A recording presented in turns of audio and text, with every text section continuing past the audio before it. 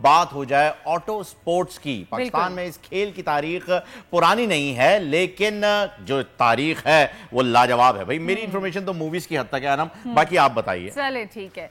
अच्छा, हमारे जो नौजवान है वो इस खेल की तरफ मुतवज्जा हो चुके हैं। आज स्टूडियो में हमारे साथ मौजूद है फातिमा बिनते अजहर, जिन्होंने हबरेली ऑटो क्रॉस में खवातीन कैटेगरी का टाइटल अपने नाम किया है, और साथ में मौजूद हैं तलहा अजहर, जो कि इंटरनेशनल लेवल पर ऑटो स्पोर्ट्स में पाकिस्तान की नुमाइंदगी का एजाज रखते हैं। और अब आपको बताते चलें कि इस बार हब रैली का जो इनेकाद है वो कराची DHS सिटी में हुआ, जिसमें ऑटो क्रॉस के लिए 1.7 किलोमीटर का ट्रैक तैयार किया गया था। और इस इवेंट में मुल्क के 62 ड्राइवर्स एक्शन में नजर आए थे, और खवातीन की जो कैटेगरी है उनमें फातिमा बिनते अजहर ने जिस महारत का मुजाहरा किया वो काबिले दी था।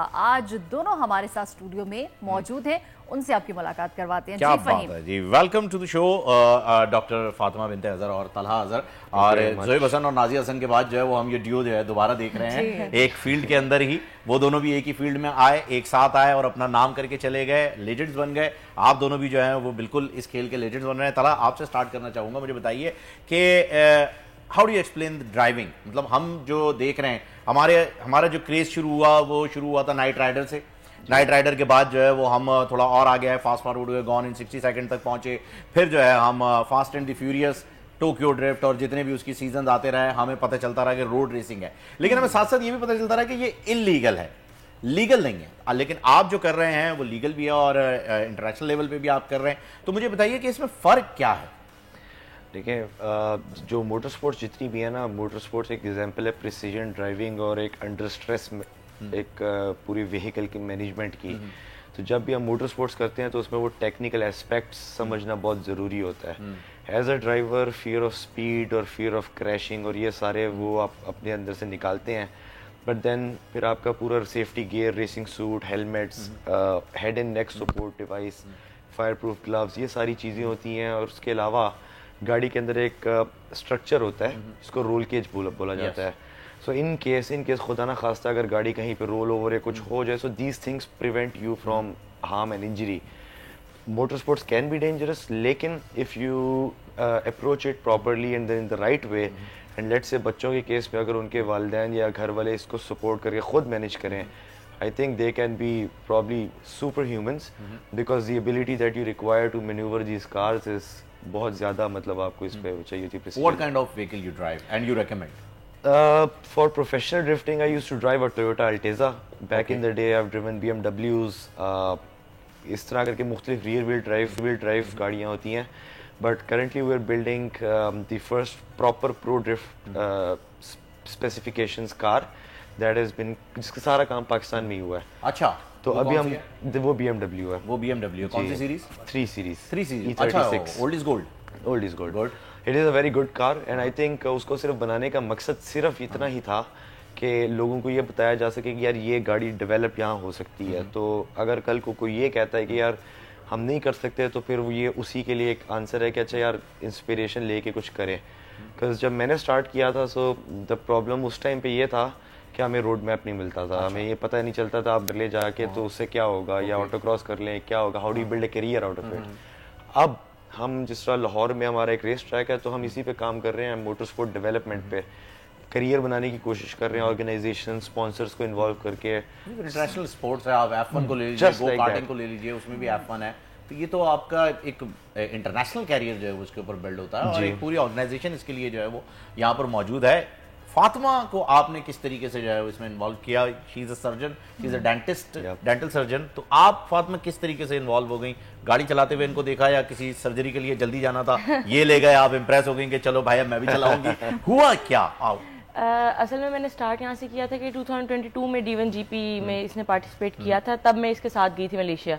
अच्छा, और वो नेविगेटर गई थी या सिर्फ ऐसे ही अटेंड करने Malaysia? Kind of a spotter but also not. Okay, ठीक है। वो मैंने अटेंड किया था, तो उसमें मुझे काफ़ी मज़ा आया था। फिर अब जब ऑटो क्रॉस लाहौर वाले हुए थे, उसमें इसने मुझे कहा था कि ना ऑटो क्रॉस हो रहा है तो पार्टिसिपेट कर लो।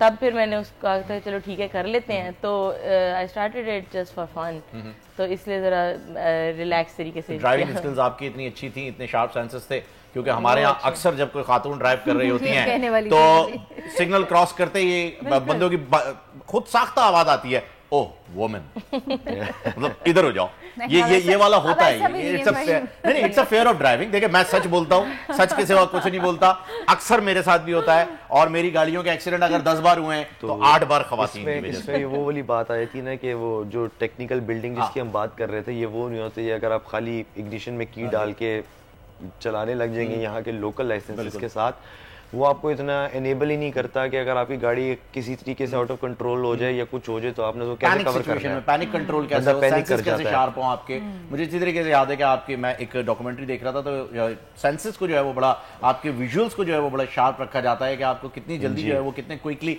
आपको इतनी स्पीड के अंदर जो है वो शिफ्ट करना होता है एक जगह से दूसरी जगह। तो ये सारी चीजें मैं जानना चाह रहा था कि फातिमा आपने कैसे जो है वो ये चीजें सीखी, इतना एक कैरियर आपका अलग चल रहा है, ताला ने तो एज अ कैरियर ही इस चीज को लेकर के आगे बढ़े हैं और इंटरनेशनल लेवल पे पाकिस्तान को रिप्रेजेंट कर रहे हैं। फीमेल आपका इस तरफ जाना, हाँ ये खातून की आवाज आई है क्योंकि और मैंने सिर्फ फैक्ट बताया जी 8 मरतबा एक्सीडेंट का, मैं बखुदा मैं इस हक में हूँ कि खवातीन गाड़ियां चलाएं। ड्राइवर मैं बहुत अच्छी हूँ, अच्छा वो तो वो पता है मुझे उसमें I have like I am confident about that. उसके अलावा करियर के साथ ये था कि मेरे माइंड में ना हमेशा एक चीज़ थी कि मैंने सिर्फ एक रास्ते की तरफ नहीं जाना, मेरे पास कोई भी अल्टरनेटिव चीज़ हो, सेकंड चीज़ हो। तो जब एक इजी एक्सेस मुझे इजी एज इन के जो हार्ड फेस थी वो काफ़ी सारी इसने खुद गुजार ली थी, तो he made it easier for us के हम पार्टिसिपेट करें। Yes exactly. तो पेरेंट्स भी मेरे सपोर्टिव हैं इस चीज़ को लेके, और मेरे ख्याल में कि लड़कियां क्योंकि यहाँ पे इस फील्ड में भी कम है, बहुत कम मोटर स्पोर्ट्स में, तो उनके लिए तो बहुत गोल्डन चांस है। और आई नो कि यहाँ पे टैलेंट तो है लोगों के अंदर, और उनको बस एक होता है कि स्टेपिंग स्टोन चाहिए होता है, एक फर्स्ट स्टेप लेते हुए प्रॉब्लम आ रही होती है, वो अगर it can work out very well. खवातीन में है रोड फेयर बहुत ज्यादा देखा जाता है, वो पैनिक सिचुएशन में आके जो है अगर बराबर में कोई ट्रक या गाड़ी भी निकल जाए, अच्छा इसको ओवरकम कैसे किया जा सकता है? आप तो ज्यादा अच्छे से इसको एक्सपीरियंस कर सकती है और बता भी सकती है। नहीं, डरना नहीं चाहिए। हर दफा आप हर एक्सपीरियंस के साथ लर्न करते हो। ठीक है, अगर आपने एक दफा गाड़ी मार मूर दी है कोई मसला नहीं, लेकिन आपके अंदर से वो फियर जो है वो कम हो जाएगा, और ऐसे ऐसे आप लर्न करते रहते हैं। हाँ वो ऐसा ही है कि आपको एहतियात करना चाहिए, क्योंकि अक्सर यहाँ कराची के अंदर तो अभी जो रिसेंटली इंसिडेंट हुआ है वो ड्राइविंग की वजह से, नेग्लिजेंस की वजह से ही हुआ है। तो ये है कि पैनिक सिचुएशन की बात होती है, पहले उनसे गाड़ी लगी, फिर उसके बाद वो पैनिक सिचुएशन में आई, फिर गाड़ी भगाते हुए गई, तो फिर बाइक जो है वो भी उड़ी और फिर बहुत कुछ हुआ। वो पैनिक सिचुएशन ही है जिसकी हम अभी बात करें, इसको कंट्रोल करना, ओवरकम करना बहुत जरूरी होता है। तला आप इस बारे में कुछ कहना चाह रहे हैं? जी, हमारा बेसिकली सिर्फ जो मेन गोल है ना पाकिस्तान आने का, क्योंकि हम लोग काफ़ी इंटरनेशनल इवेंट्स करते हैं, ज़रूर वहाँ से बाहर जाना ज़्यादा आसान होता है। पाकिस्तान हम सिर्फ इसलिए यहाँ पे अभी बेस्ड भी हैं या आए हुए हैं कि हम एक प्लेटफॉर्म डेवलप करना चाहते हैं लोगों के लिए कि अपने काम से अलग एंटरटेनमेंट टाइम पे they have something to do. Hobby भी है, हॉबी के तौर पे यूज़ करें, उसको एज अ पैशन के तौर पे यूज़ करें, but point being like basic cricket या कन्वेंशनल स्पोर्ट्स, या हमारे जिस तरह हम लाहौर से हैं तो वहाँ पे खाने का कहा जाता है कि जी रोटी और खाबे से अलावा खाबे तो फिर है, तो हम प्योर मकसद सिर्फ ये है कि यार इसको हटाए, क्योंकि अभी जो हम कर रहे हैं it is not for us.